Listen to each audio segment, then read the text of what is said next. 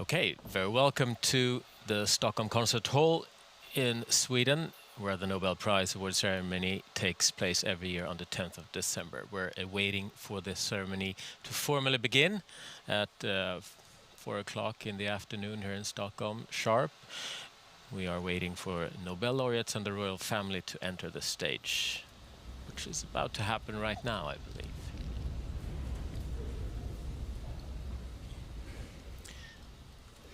Prince Carl Philip and Princess Sophia are first to enter here, sitting in the first row below the stage.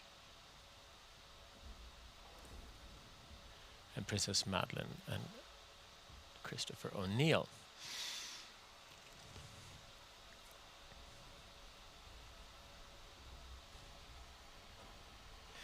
And we are here today, as every year on the 10th of December, which is the anniversary of Alfred Nobel's death, the inventor of that is the origin of this prize. Drum roll for His Majesty the King.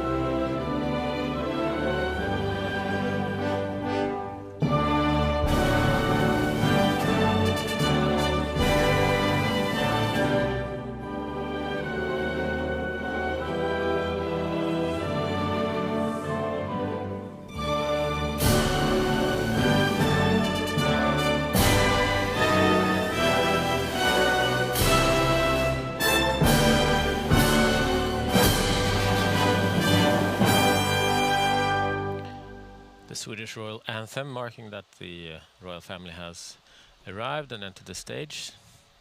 Next, we're waiting for the people that we have come to celebrate today, the Nobel laureates. And music today will be performed by the Royal Philharmonic Orchestra.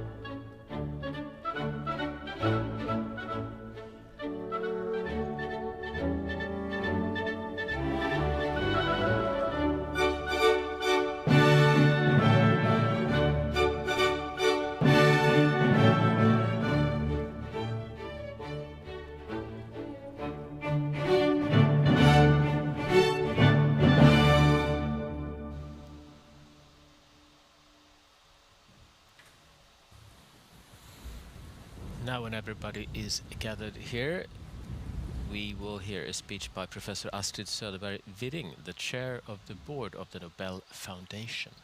Your Majesties, Your Royal Highnesses, esteemed Nobel Prize laureates, Excellencies, ladies and gentlemen. On behalf of the Nobel Foundation, it is my great honor and pleasure to welcome you all to the 2024 Nobel Prize award ceremony. In particular, I wish to welcome the Nobel Prize laureates, their families and friends. Today in Oslo, the Nobel Peace Prize was awarded to Nihon Hidankyo, also known as Hibakusha, and I quote, "for its efforts to achieve a world free of nuclear weapons, and for demonstrating through witness testimony that nuclear weapons must never be used again," end of quote. This Japanese grassroots movement, survivors of the atomic bombs in Hiroshima and Nagasaki, has for almost 80 years argued the necessity of an international nuclear taboo. During decades, nuclear arms were considered the main threat to humankind. But in spite of these witnesses reminding us, and because of trust in arms treaties and international developments, this almost fell into oblivion. Today, as nuclear threats are being expressed anew in connection with wars and conflicts involving nuclear powers, the Nobel Peace Prize takes on an existential dimension. Earlier this year, a number of Nobel Prize laureates signed the Mainau Declaration 2024 on nuclear weapons, urging all nations to protect human civilization by ensuring that nuclear arms never be used again. The atomic bomb also recalls that basic research put into practice is not only for good. Still, however, it is through free fundamental research that science must continue to explore and expand the frontiers of human knowledge, laying the foundation for future applications and development. The scientific breakthroughs awarded this year in science and medicine, the Physics Prize for using dynamical systems to understand mechanisms of memory and laying the foundations for artificial intelligence, the Chemistry Prize for using the latter for predicting protein structures and for computational design of proteins, and the prize in Physiology or Medicine for the discovery of an essential complementary process for how identical genetic information leads to different cells, have already led to groundbreaking applications for the greatest benefit of humankind. The unimaginable consequences that genetic technologies and artificial intelligence may perhaps introduce can only be managed in trustful, rule-based international collaboration. The Literature Prize this year, awarded to a profound exploration of human vulnerability against the backdrop of historical trauma, where the abyss is always as close as is the longing for transformation, sheds light upon the fragile condition of humankind. And finally, the prize in economic sciences for quantitatively assessing the importance of a country's institutions for its prosperity can be considered in the present context of ongoing autocratization with faltering democracies. Facing a number of interconnected challenges, including climate change and geopolitical tensions, we indeed live in times of volatility, uncertainty, complexity, and ambiguity. The insightful testament of Alfred Nobel, which has gathered us here, is still of highest relevance. The scientific prizes award fundamental research. Still, all the awards, in their diversity, also address the global challenges of today. The laureates have paved the way. Science, literature, and peace offer different paths to tackle today's wicked problems. But they all remind us that it is not blind destiny that decides on our future as humanity. This also offers hope. It lies in our hands to change the world.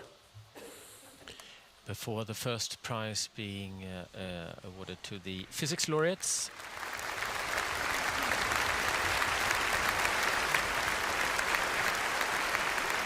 we will be entertained by some music, a piece by Richard Wagner.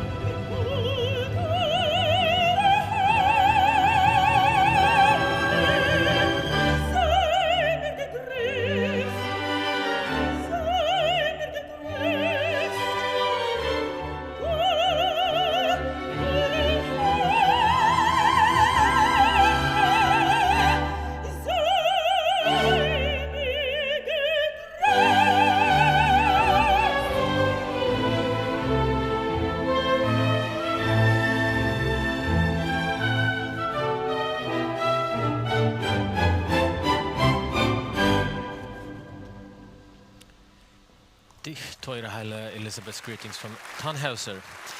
And soprano soloist here is Ingela Brimberg.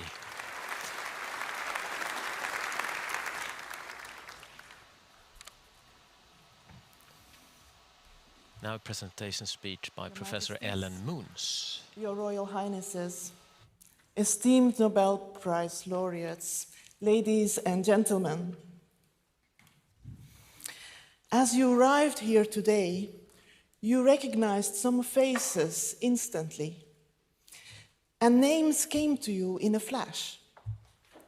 Other names may have slipped your mind, and perhaps you felt a twinge of frustration, scanning your memory for the circumstances of the past encounters that just won't come into focus. Memory association works as a scaffold to understand new information. With every thought, the billions of neurons in our brain develop stronger connections. In 1949, the Canadian psychologist Donald Hebb said, "Neurons that fire together, wire together," to describe the mechanism of learning.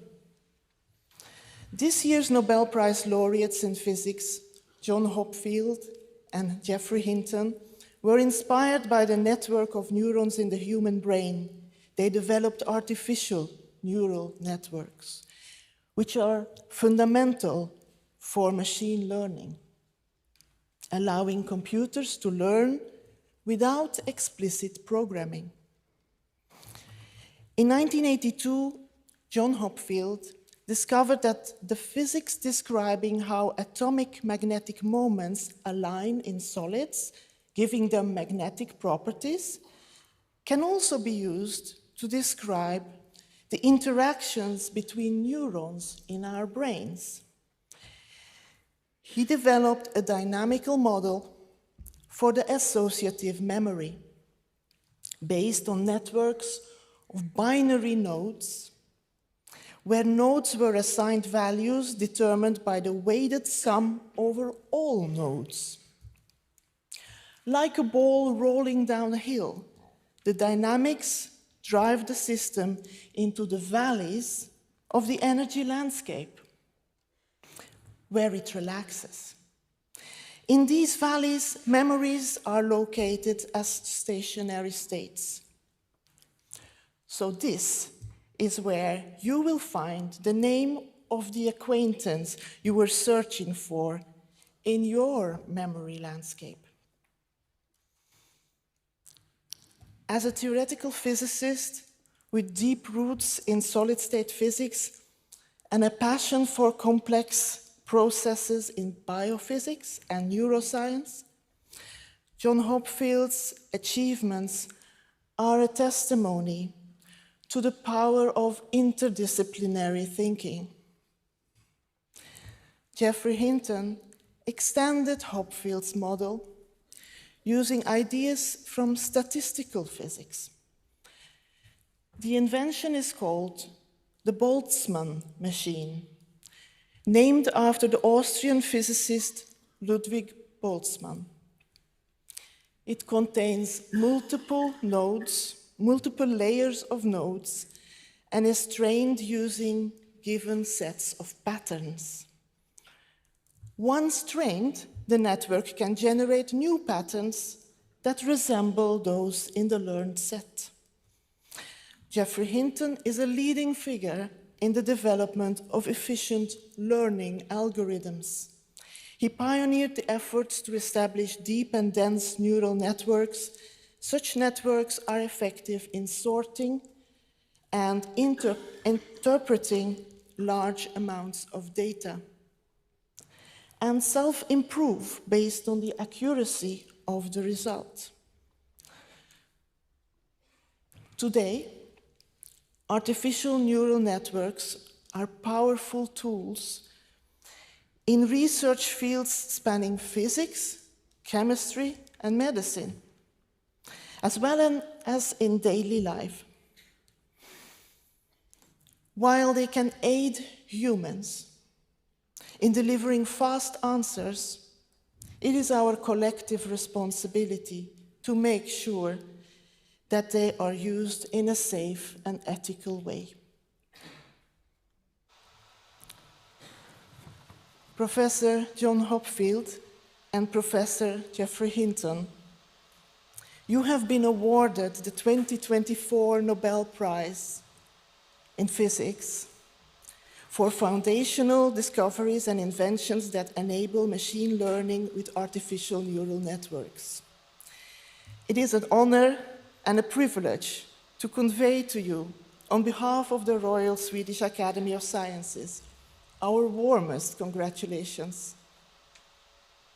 I now ask you to step forward to receive the Nobel Prizes, your Nobel Prizes, from the hands of His Majesty the King. Professor John Hopfield and Geoffrey Hinton here first.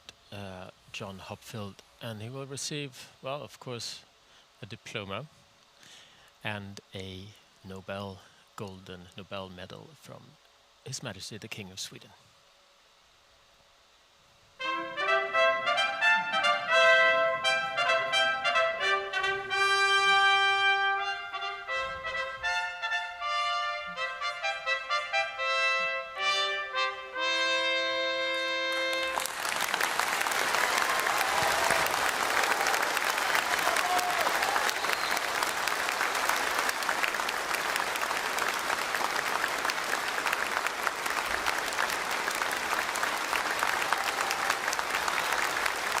Standing ovations. What a joyful moment here.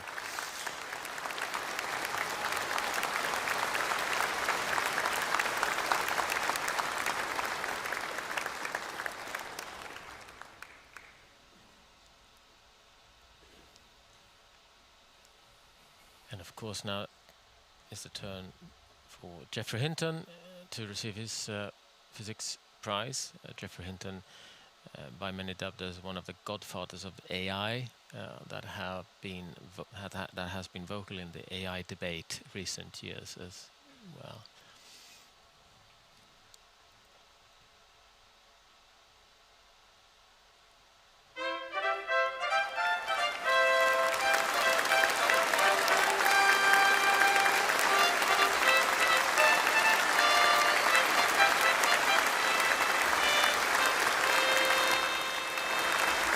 One might say that the physics prize this year is sort of a prelude to the chemistry prize, which also bears strains of AI in it, being an AI application of the technology. And we will hear more about this by Professor Johan Åkvist. Your Royal Highnesses, esteemed Nobel Prize laureates, ladies and gentlemen. Proteins are the macromolecules that enable the chemistry of life. They catalyze all the needed chemical reactions. They also function as signaling molecules, receptors, pumps, antibodies, and building blocks of different tissues. So their diversity is truly remarkable. And to understand how proteins work, you need to know what they look like.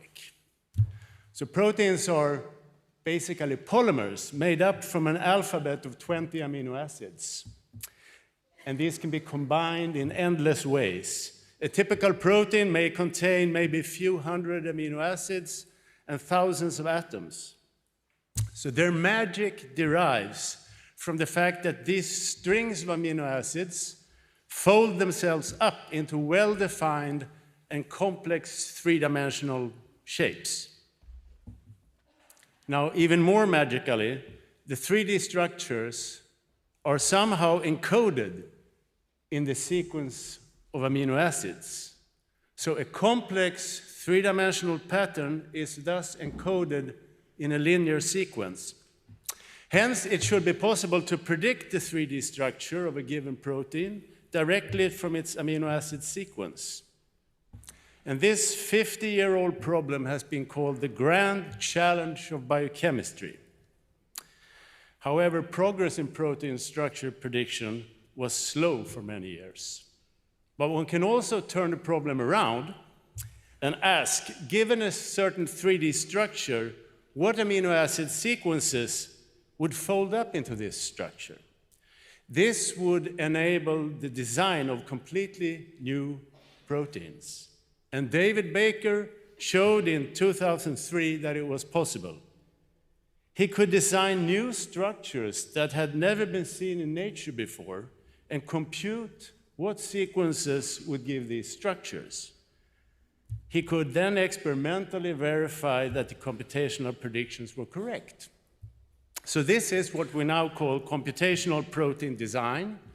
And following the first breakthrough 20 years ago, David Baker has designed a multitude of new proteins with many exciting applications. Virus inhibitors, nanomaterials, protein switches, and sensors, just to mention a few. Now, the reverse problem of predicting the three-dimensional structure directly from the amino acid sequence, it had to wait until the year 2020 for the real breakthrough. And this was when Demis Hassabis and John Jumper and their co-workers had developed the now famous AlphaFold 2 computer program. It basically cracked the code. AlphaFold is an ingenious piece of neural network engineering that showed unsurpassed performance in protein structure prediction. And utilizing the vast amounts of experimental data stored in structure and sequence databases, the network is trained to discover correlations and patterns among amino acid sequences. This enables it to produce astonishingly accurate structural models directly from the sequences. It's really no exaggeration to say that AlphaFold has caused a revolution in structural biochemistry. David Baker, Demis Hassabis, and John Jumper, your groundbreaking work in computational protein design and protein structure prediction has revolutionized these fields. It has opened up completely new possibilities to design proteins that have never been seen before, and we now have access to predicted structures of all 200 million known proteins. These are truly great achievements. On behalf of the Royal Swedish Academy of Sciences, I wish to convey to you our warmest congratulations. May I now ask you to step forward and receive your Nobel Prizes from the hands of His Majesty the King.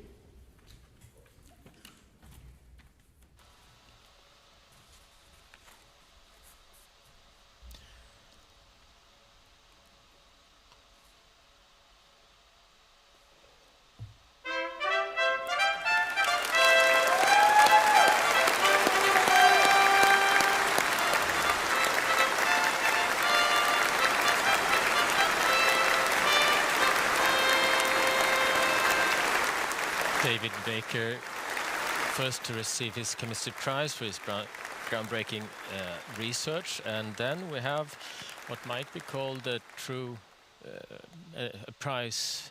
Well, this is a prize in true Nobel spirit. For you might call the AlphaFold AI model an invention, in the same way as Alfred Nobel once envisioned his prize to be awarded to the people who had done the most use for humanity during the past year. Well, this invention, AlphaFold, is 4 years old. Very young to be a Nobel Prize material.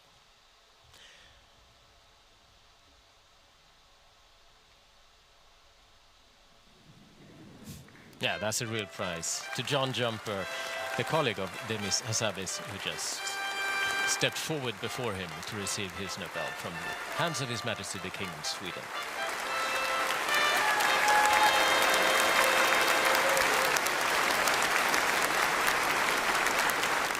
Family, colleagues and friends invited are sharing this glorious moment. And before we move on to physiology or medicine, let's have a break with some more music by Arnold Schönberg.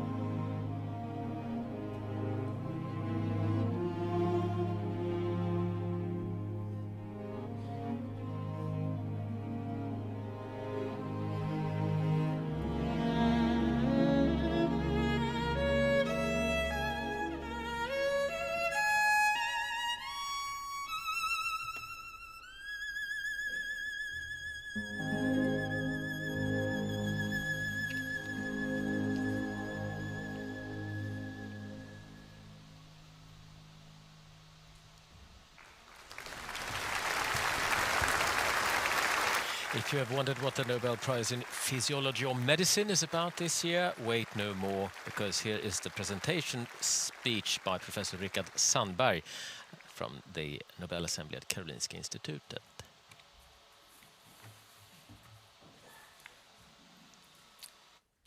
Your Majesties, Your Royal Highnesses, esteemed Nobel Prize laureates, ladies and gentlemen.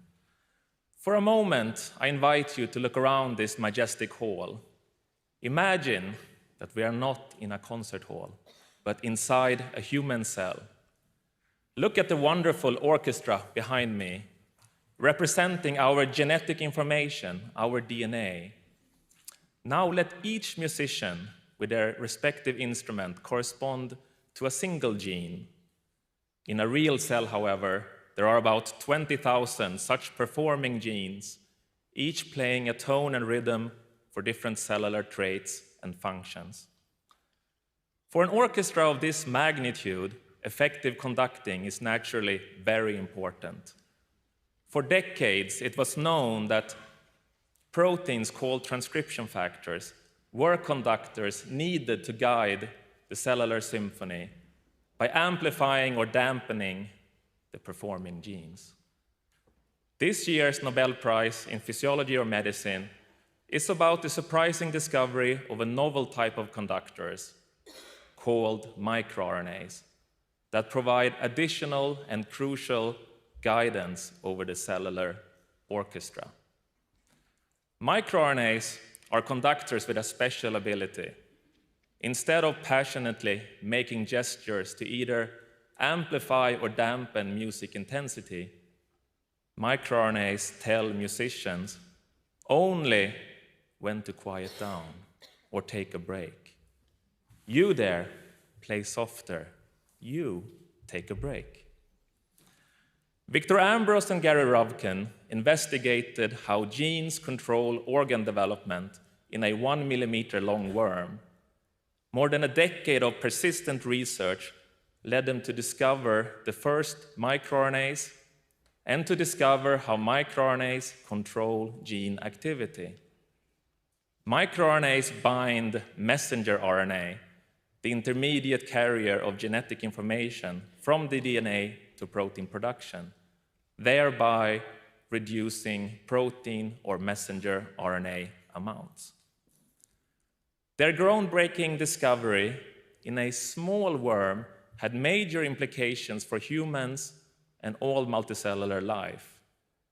MicroRNA genes were soon found across animals and plants, and even in certain viruses. In fact, animal microRNAs arose around 600 million years ago, when cells organized into more complex life forms, and microRNAs expanded in numbers in their genomes. The human genome contains around 1,000 microRNAs that control the activity of other genes through embryonic development and in adulthood. You there, play softer. You take a break.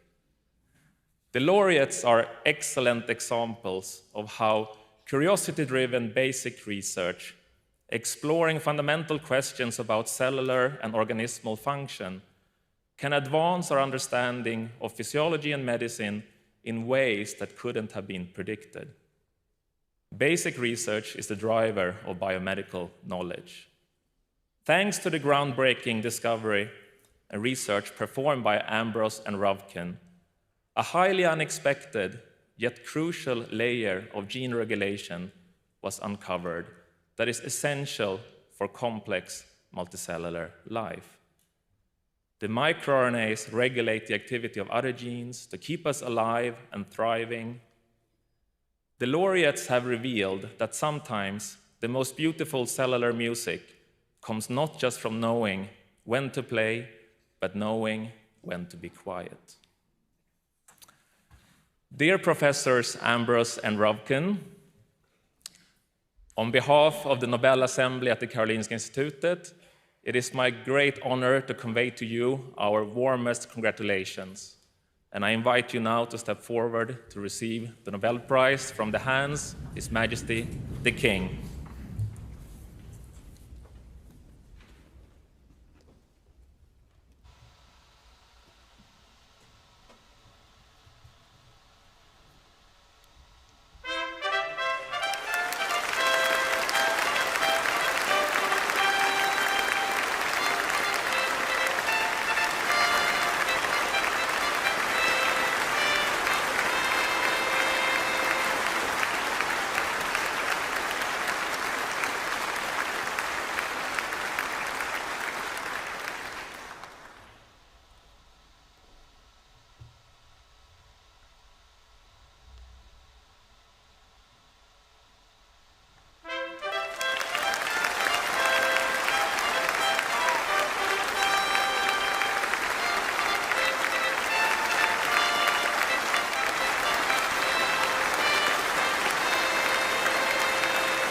since the most beautiful cellular music comes not just from knowing when to play, but knowing when to be quiet, I will do just that and let you listen to some nice music instead.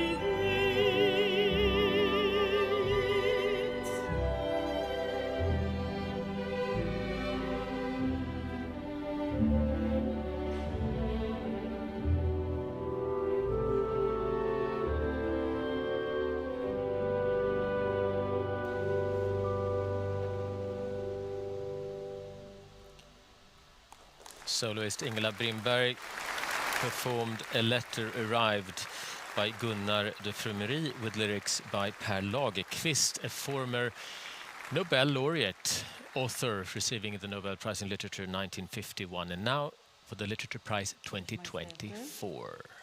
Ärade pristagare, mina damer och herrar. Två färger möts. Two colors meet in Han Kang's writing, white and red. Det vita är The white is the snow that falls in so many of her books, drawing a protective curtain between the narrator and the world. But white is also the color of sorrow and death. Red stands for life, but also for pain, blood, the deep cuts of a knife.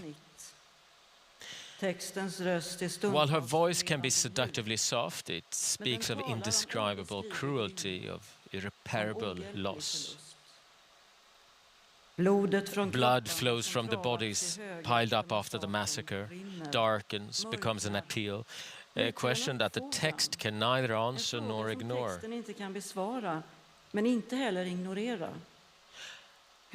How should we relate to the dead, the abducted, the disappeared? What can we do for them?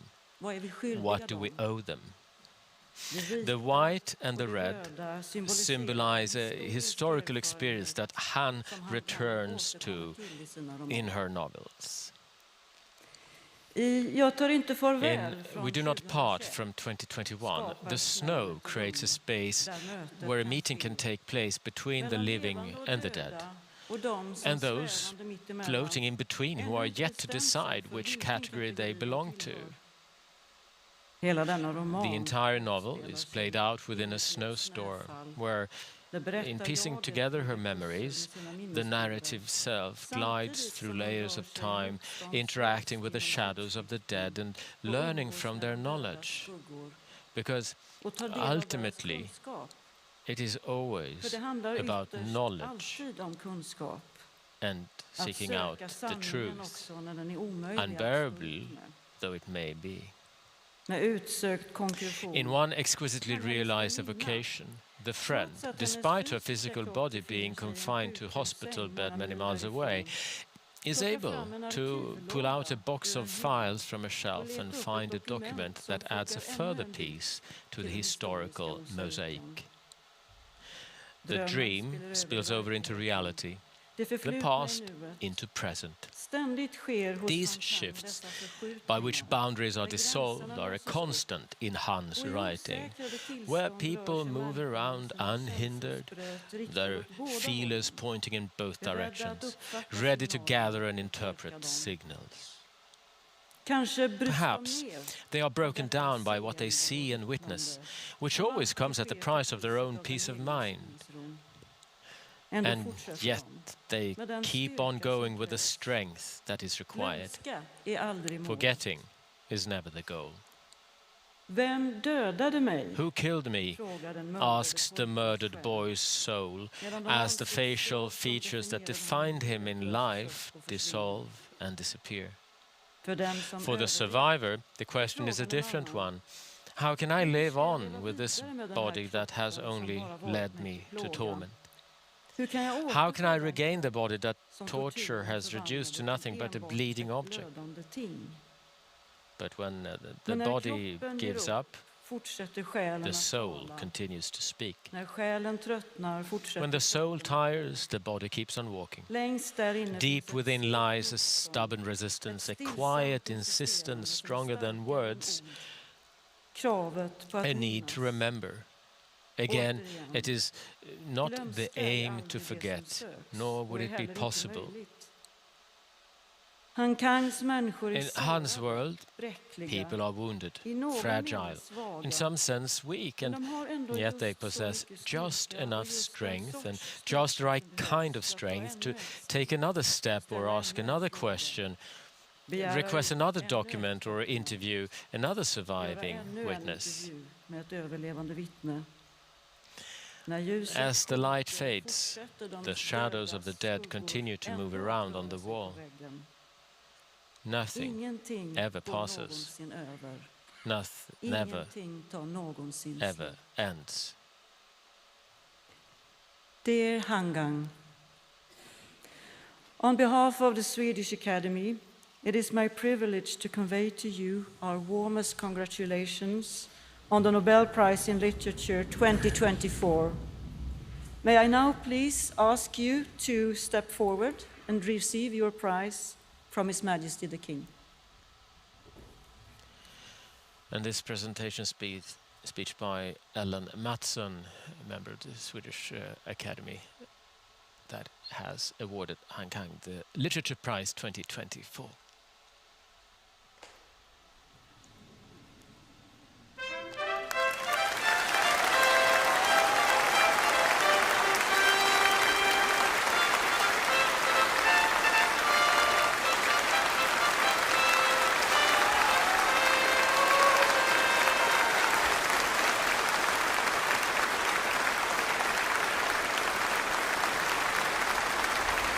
Leading up to the final prize, we will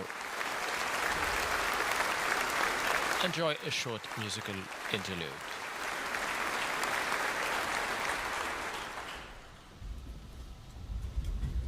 Before performed by the Royal Stockholm Philharmonic Orchestra under conductor Johannes Gustafsson.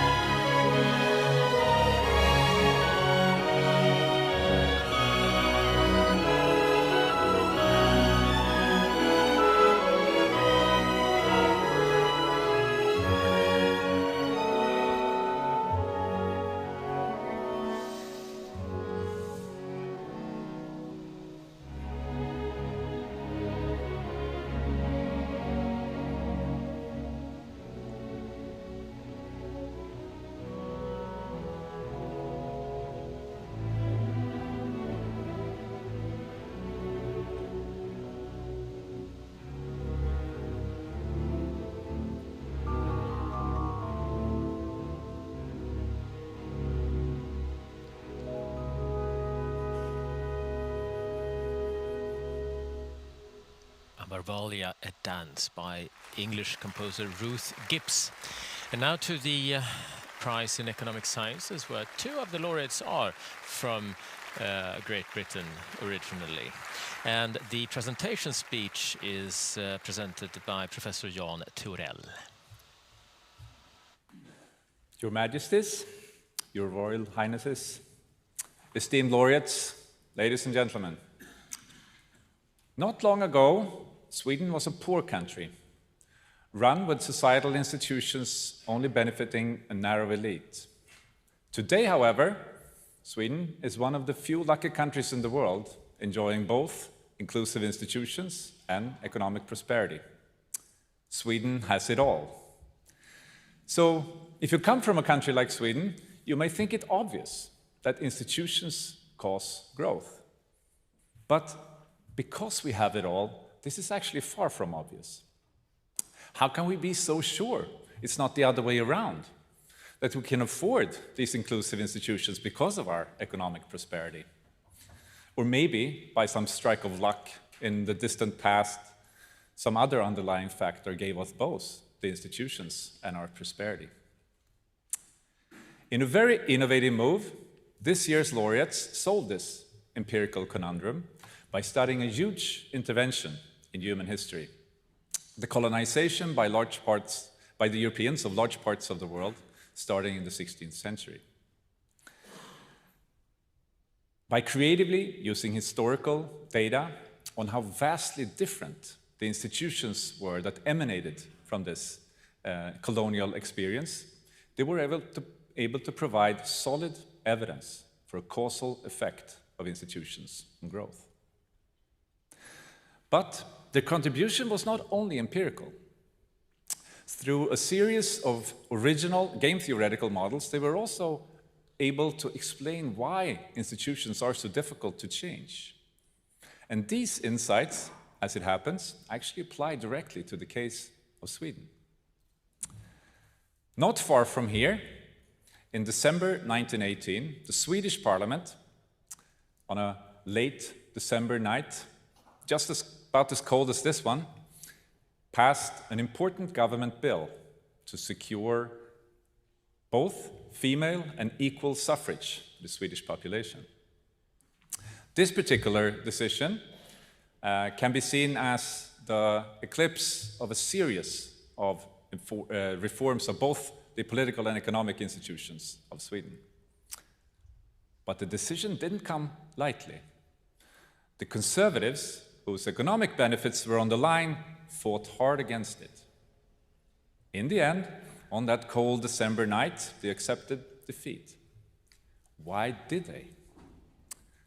The short answer is to thwart an imminent threat of revolution. The political situation in Stockholm at this time was tense as a bowstring. The year before had seen the Russian Revolution. Also in neighboring Finland, a civil war was raging. And then in early November 1918, the abdication of the German emperor sent shockwaves throughout the continent that also reached the Swedish capital. At this moment, the Swedish military conscripts were effectively disarmed, and an armored boat with a loyal crew moored in the waters close to the Swedish Parliament building. Yet, the conservatives understood a crucial thing. They couldn't sweet-talk themselves out of this situation. Simply promising future welfare reforms for the material benefit of the general population wouldn't do the trick, because everyone understood that come the day when the situation had calmed down, such promises could easily be broken. Thus, the only way to appease the masses was to relinquish power itself by extending the franchise. The more general significance of this so-called commitment problems has also been highlighted by the laureates. And it helps us understand not only why institutions are so persistent, but also why they sometimes, as in Sweden in 19, change. Professors Acemoglu, Johnson, and Robinson. These contributions are also of practical importance. because the huge and persistent income gap between the poorest and richest countries in the world has enormous consequences for billions of people living in the world today. And your work shows that promoting democracy and inclusive institutions is an important way forward for closing this gap. So, it is my honor and my privilege to convey to you, on behalf of the Royal Swedish Academy of Sciences, our deepest and warmly felt congratulations. Now, please step forward and accept the prize from His Majesty the King.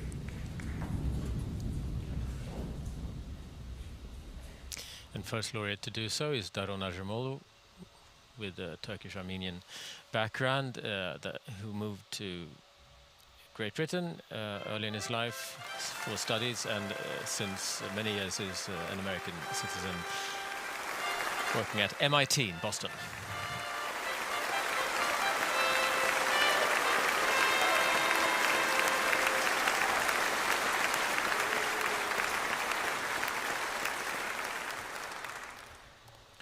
At which institution also Simon Johnson is affiliated. Simon, who, when he doesn't do research, is a great football fan.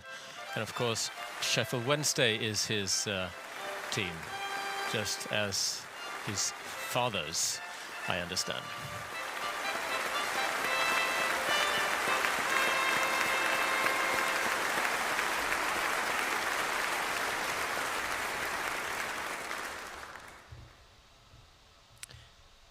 And James Robinson at the University of Chicago, a great aficionado, or I don't know what to say.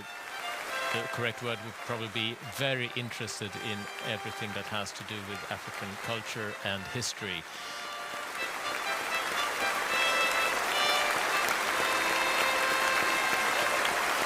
Many of the historical perspectives in this research are probably due to him and his interest in that. And now it's time for the awards ceremony to conclude.